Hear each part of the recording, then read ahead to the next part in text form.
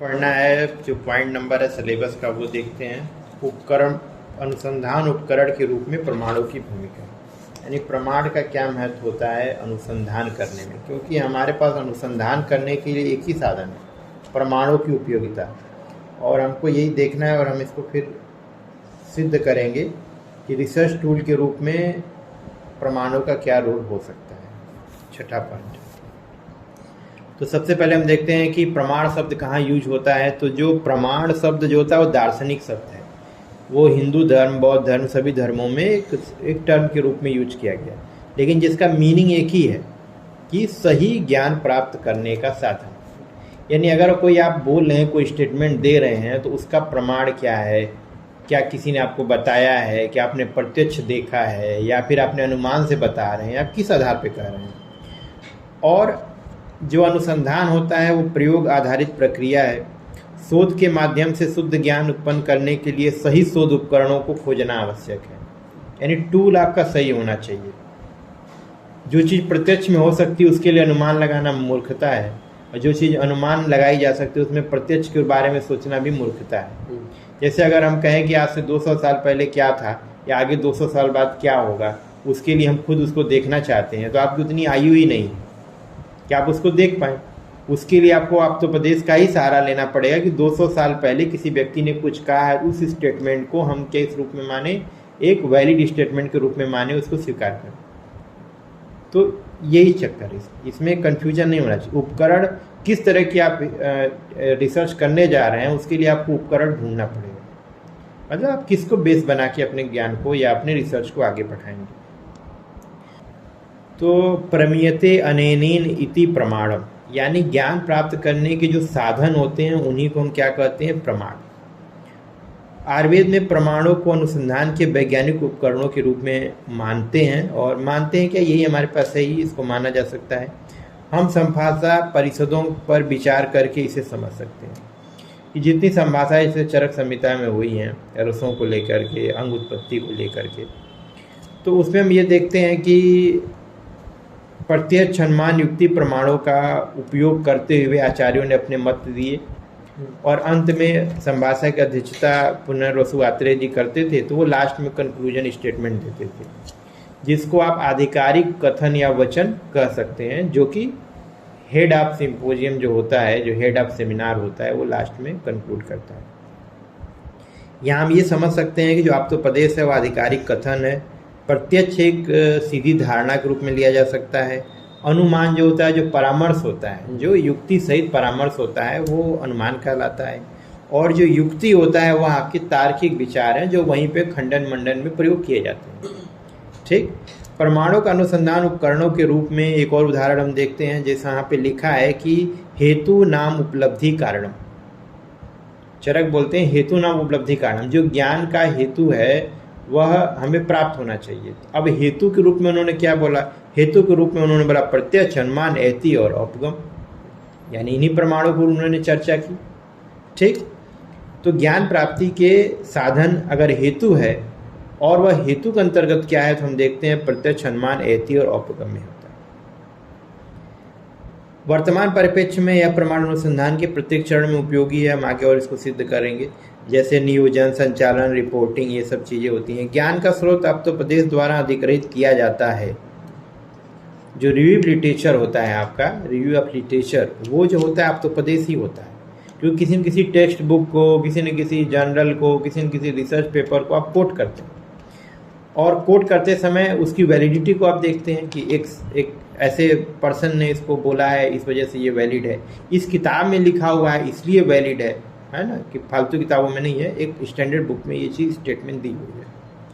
इसके बाद उसी स्टेटमेंट की हम परीक्षा प्रत्यक्ष, अनुमान और अन्य प्रमाणों के द्वारा करते हैं। इसलिए हम देखते हैं कि हमें आयुर्वेदिक अनुसंधान अगर करना है तो उसमें प्रमाण ही आवश्यक है, प्रमाण के बिना वो करना असंभव है, क्योंकि हमें रिव्यू ऑफ लिटरेचर चाहिए, प्रत्यक्ष चाहिए, अनुमान चाहिए, युक्ति चाहिए, वो सारा है तो कर रहे हैं। नाम भले पुराने हैं लेकिन आज भी इन्हीं से किया जाता है। ठीक, अब हम एक एक प्रमाण को समझते हैं। सबसे पहले आता है आप्तोपदेश प्रमाण। आप्तोपदेश प्रमाण जो हमारे पास टेक्स्ट बुक रेफरेंसेस हैं उसके बारे में कहा गया है। अब वो वैलिड कितने हैं उसकी वैलिडिटी के लिए आचार्य ने कोट किया है, रजस तमोभ्याम निर्मुक्तम ज्ञान तपो ज्ञान बलेन ये साम त्रिकालम अमलम ज्ञान अव्यवहत सदा आपता शिष्टा विबुद्धास्ते तेषाम वाक्य असंशयम सत्यम वक्ष्यन्ति ते कस्माद सत्यम निरजस्तम। यानी तप और ज्ञान के बल से जो रज और तम से मुक्त हो गए हैं, यानी उन्हें उनके मन में कोई दोष ही नहीं है, और जो त्रिकालदर्शी हैं, भूतकाल वर्तमान काल भविष्य काल को जो देख सकते हैं, जिनकी ज्ञान शक्ति कभी रुकती नहीं है, ऐसे व्यक्तियों को आप्त शिष्ट या विबुद्ध पर्याय के रूप में दिया हुआ है। आप्त कहते हैं, शिष्ट कहते हैं, और विबुद्ध बोलते हैं। तो उनके वचन को हम क्या बोलते हैं? आप्तोपदेश। इनके वचन जो होते हैं वो संदेह करने योग्य होते ही नहीं है, क्योंकि वो सदा सत्य ही बोलते हैं। क्यों सत्य बोलते हैं? क्योंकि रज और तम तो उनमें है ही नहीं। इस वजह से अगर उन्होंने कोई स्टेटमेंट दी है तो वो बिल्कुल सत्य दी है, उसको उन्होंने देखा और जैसा देखा वैसा लिख दिया। आज भले आप उसकी वैलिडिटी पे क्वेश्चन कर सकते हैं, देख सकते हैं, बट ये है कि जो उन्होंने देखा वो उन्होंने लिखा, इसमें कोई दो राय नहीं। अपना रियल एक्सपीरियंस उन्होंने लिखा, उसमें किसी प्रकार का मैनिपुलेशन नहीं। जैसे एग्जाम्पल में देखो, जैसे मेढक होता है, मेढक को औद्भिद बताते हैं कि जमीन फोड़ के निकलता है ना। क्यों? है तो अंडज है, अंडे से निकल रहा है, लार्वा से बन रहा है, टेडपोल वगैरह बनता है उसको, लेकिन उन्होंने देखा कि जमीन से फोड़ के निकल रहा है, तो एकदम निर्मल होकर के उन्होंने साफ साफ लिखा कि यह जो है अपना औद्भिज है। इस तरह मोती को उन्होंने लिखा कि यह पार्थिव होता है, लेकिन होता तो वो जानता है, क्योंकि उस सिप के अंदर से निकलता है। तो वो इतना निर्मुक्त थे, इतने निर्मल थे कि उन्होंने बोला कि हाँ ठीक है, एक कठोर पदार्थ में से निकल रहा है तो ये पार्थिव उत्पत्ति। इसको याद रखना एग्जाम्पल दोनों। वो उसमें रज और तम कहीं था ही नहीं, एकदम शुद्ध भाव से लिखते थे, इसीलिए वो आज भी वैलिड है, आज भी सत्य है। इस तरह अस्थियों की संख्या गिनते समय उन्होंने ये नहीं बोला कि अस्थि क्या, उन्होंने कठोर चीजें जो है सब अस्थि में काउंट होंगी। तो उन्होंने दांतों को भी काउंट किया, नाखूनों को भी काउंट किया, तो उन्होंने काउंट किया उसमें उन्होंने वाणी और जीवा अपनी मोड़ी नहीं कि नहीं मुझे ये नहीं, कुछ सुधार देते हैं, कुछ बदल देते नहीं। जो हमारा रियल डिफरेंस था, रियल डिफिनीशन थी, अस्यति इति अस्थि, अंत तक जो रहेगा, तो अंत तक जो रहेगा सब काउंट हो। ठीक। फिर आता है एक और आधिकारिक वचन के रूप में आता है मेदो।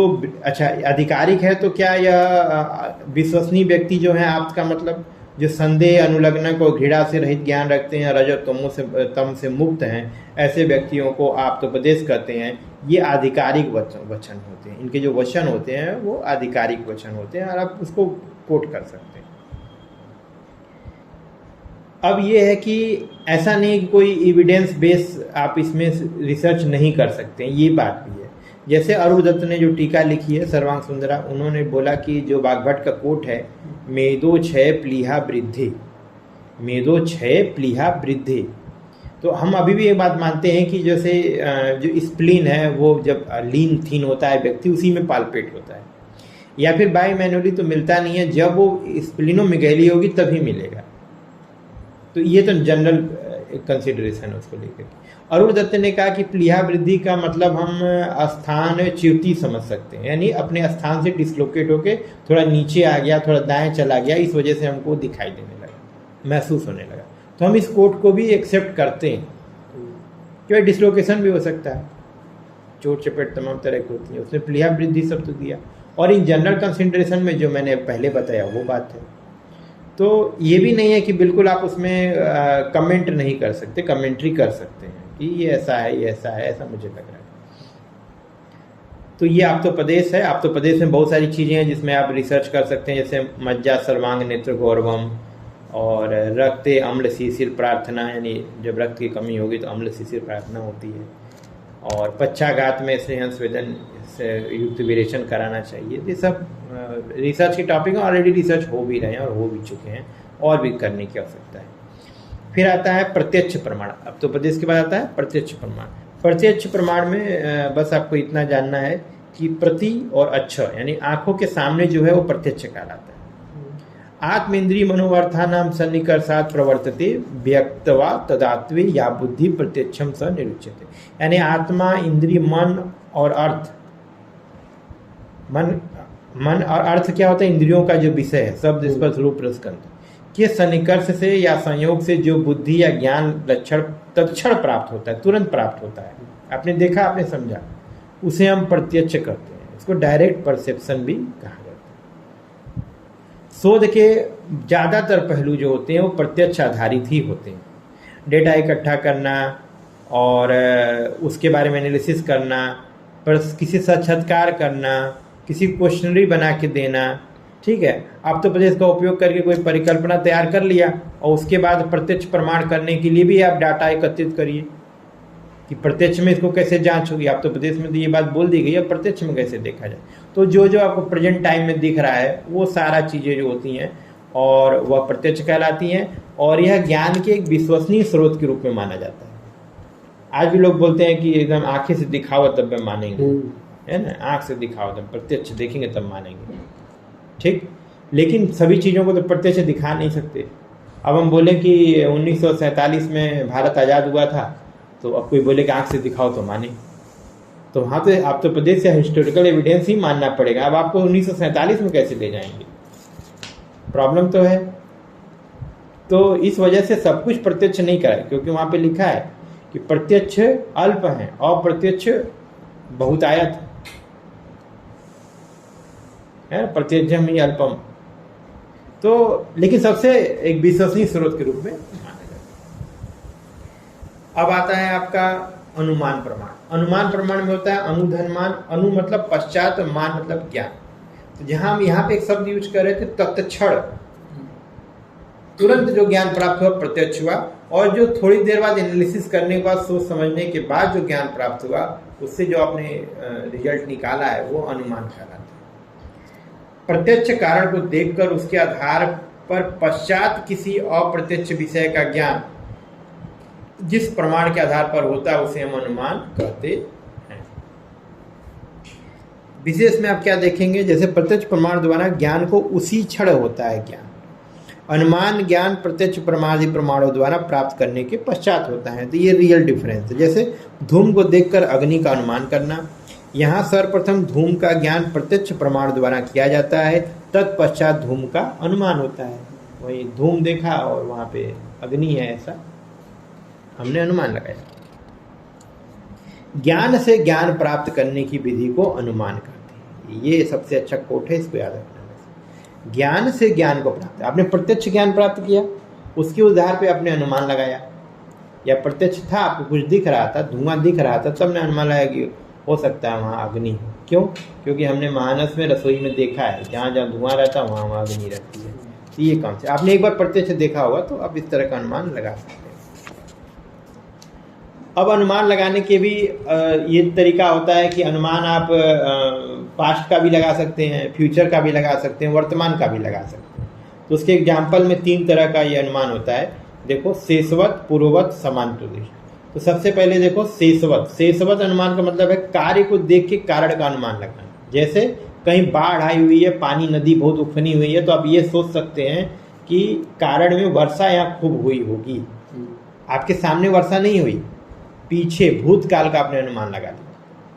इसी तरह से पूर्ववत अनुमान क्या होता है, कारण से कार्य का अनुमान करना। कारण तो इससे भविष्य का अनुमान लगा लेते हैं। जैसे आपने बादल देखा और आप समझ जाएंगे बारिश होने, बारिश खूब होगी, काले काले बादल लगे, बारिश होगी। तो ये पूर्ववत अनुमान है, आपने पहले ही बता दिया। समानतो दृष्टि क्या होता है, जो सामान्य रूप में वर्तमान में समान रूप से देखे जाने घटनाओं का क्रॉस सेक्शन स्टडी में सहसंबंध जोड़ लेना। जैसे आंखें पीली हैं तो 2-4 पेशेंट की पीली आंखें देखी तो आप समझ जाएंगे कि जितनी पीली आंखें वाले आते हैं तो उनको जॉइंटिस रहता है ना, या बिलिरुबिन बढ़ा होगा, ऐसा आप सोच सकते हैं। ये समानतो दृष्टि सामान्य बात है, जैसे यहाँ वैसे वहाँ वाली बात। अनुमान का एक अन्य प्रकार होता है परार्थानुमान, जो कि वास्तविक जो रिसर्च का बेस होता है वो परार्थानुमान ही होता है। एक व्यक्ति द्वारा, जैसे परार्थ स्वार्थानुमान में क्या आता है, स्वार्थानुमान में स्व मतलब स्वयं ज्ञान प्राप्त करना, परार्थानुमान मतलब आपको समझाना कि मैंने क्या पाया, दोनों बहुत कठिन काम है। आप कोई मिठाई खाते हैं, आप उसकी मिठास महसूस करते हैं। अब आपको ऐसे व्यक्ति को समझाना है जो मिठाई नहीं खाया, लेकिन उसको बताओ कि मीठा है, बहुत मीठा है। तो अब तमाम तरह के एग्जाम्पल लेंगे कि पहले बोलेंगे बहुत मीठा है, ये स्टेटमेंट देंगे, अब मीठा है ना, हमारा रसगुल्ला है चाहे गुलाब जामुन है, बोलेंगे ये मीठा है। अब फिर उसको बोलेंगे कि ये मीठा कितना मीठा है, तो बताओगे गुड़ जैसा है, शक्कर जैसा है, मिश्री जैसा है, उसको सिद्ध करोगे। ना उसको गुलाब जामुन खिला रहे हो ना उसको शक्कर खिला रहे हो, पहले शक्कर खाया होगा, उसको बताते हो कि शक्कर जैसा खाते हो ना, उसी 4 गुना मीठा समझ लो। तो ये चीज़ जो होता है परार्थानुमान होता है। परार्थानुमान में व्यक्ति कुछ भी नहीं देखा रहता, बस उसको समझाया जाता है। जैसे हम लोग, जैसे होता है ना, बहुत सारे लोग अच्छे स्टूडेंट होते हैं, उनको समझ में तो आता है लेकिन समझा नहीं पाते। इसमें टीचर्स की भी ऐसी स्थिति होती है, वो बहुत अच्छे स्कॉलर होते हैं बट वो समझा नहीं पाते बात को। तो ऐसे में क्या है, उनका स्वार्थानुमान तो बहुत अच्छा है, स्वयं की फीलिंग बहुत अच्छी है, लेकिन बोला गया कि दूसरे को समझा दीजिए तो नहीं समझा पा रहे। ठीक, तो परार्थानुमान को सिद्ध करने के लिए, अपनी कोई बात दूसरे को समझाने के लिए हमें 5 अवयव की आवश्यकता होती है। वह होता है प्रतिज्ञा, हेतु, उदाहरण, उपनय और निगमन। इसको पंच अवयव बोलते हैं। पंच अवयव किसमें सहायक होता है? परार्थानुमान के लिए, ये भी याद रखना। अब आता है प्रतिज्ञा का मतलब क्या होता है? हाइपोथेसिस। हेतु का मतलब होता है उसके कारण। उदाहरण, कोई एग्जाम्पल दोगे जो सबको समझ में आए। उपनय, जस्टिफिकेशन, यानी आपको समझाना है जैसे ये वैसे वो। ठीक। निगमन मैंने कंक्लूजन, 5 वाक्यों को एक साथ बोलना। तो एक जनरल से बता देता हूँ, एक जो थियोरेटिकल होता है उससे बता देता हूँ। तो प्रतिज्ञा, आपने जैसे सेम एग्जाम्पल हम ले लेते हैं, बोला कि रसगुल्ला मीठा है। ठीक। उदाहरण जैसे गुलाब जामुन। नहीं, हेतु बताना पड़ेगा पहले, तो हेतु बताओगे क्योंकि उसमें चीनी है। उदाहरण में दोगे जैसे गुलाब जामुन। उपनय बोलोगे गुलाब जामुन में भी चीनी है, इस रसगुल्ले में भी चीनी है। हेतु एक है दोनों का, इसलिए ये जस्टिफाई हम कर रहे हैं कि दोनों मीठे हैं। निगमन में क्या बोलोगे? वापस शुरू से बोलोगे, रसगुल्ला मीठा है चीनी के कारण, जैसे गुलाब जामुन दोनों में चीनी है, इस वजह से रसगुल्ला जो है वह मीठा है। अब एग्जाम में तो लिख नहीं सकते इसको, तो एग्जाम वाला देखो, प्रतिज्ञा क्या लेना है? हाइपोथेसिस, स्टेटमेंट देना है। पुरुष नित्य है, पुरुष नित्य है यानी वो बना रहता है हमेशा। कारण, हेतु में अकृत्रित्ववाद, यानी उसको किसी ने उत्पन्न नहीं किया इसलिए वह नित्य है। दृष्टांत, जैसे आकाश को भी किसी ने पैदा नहीं किया है इसलिए आकाश नित्य है। उपनय, तो जैसे आकाश नित्य है वैसे ही पुरुष भी नित्य है, क्योंकि दोनों का हेतु एक है, अकृत्रित्ववाद, यानी दोनों को किसी ने बनाया नहीं। निगमन, इस कारण जो पुरुष होता है वो नित्य होता है। ये 5 स्टेटमेंट में आपको अपनी बात सिद्ध करनी है। ठीक है। फिर आता है युक्ति प्रमाण। युक्ति प्रमाण, युक्ति शब्द का मूल शब्द युज शब्द से आता है, जिसका अर्थ है एक साथ लाना, योजना बनाना।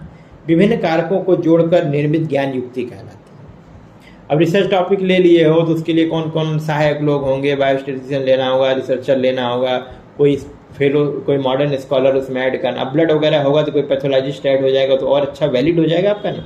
तो बहुत सारे युक्ति लगाना है, कहीं से फंडिंग मिल जाए, कहीं से कम पैसे में काम हो जाए, रिसर्च पेपर पब्लिश हो जाए, तो बहुत सारी चीज़ें हैं, आपको युक्ति करके अपनी बात को सिद्ध करनी है।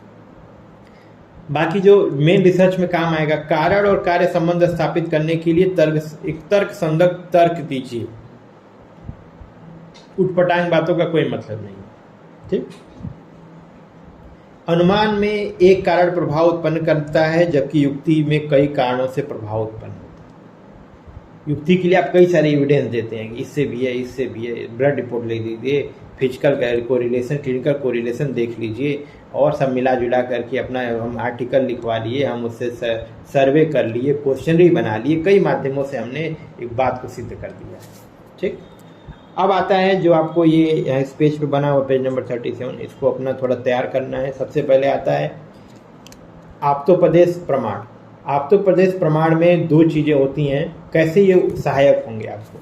तो सबसे पहले अनुसंधान का स्रोत होता है, आप्तोपदेश, लिटरेचर वगैरह जितने बुक हैं मॉडर्न और आयुर्वेद के टेक्स्ट हैं, संहिताएं हैं, कहीं छोटी छोटी एक लाइन भी अगर मिल गया तुमको ना स्टेटमेंट के रूप में संहिताओं से, तो वो आपका बेस बना देगा पूरा हाइपोथेसिस का। ठीक, फॉर्मेशन ऑफ हाइपोथेसिस इसी से बनाओगे।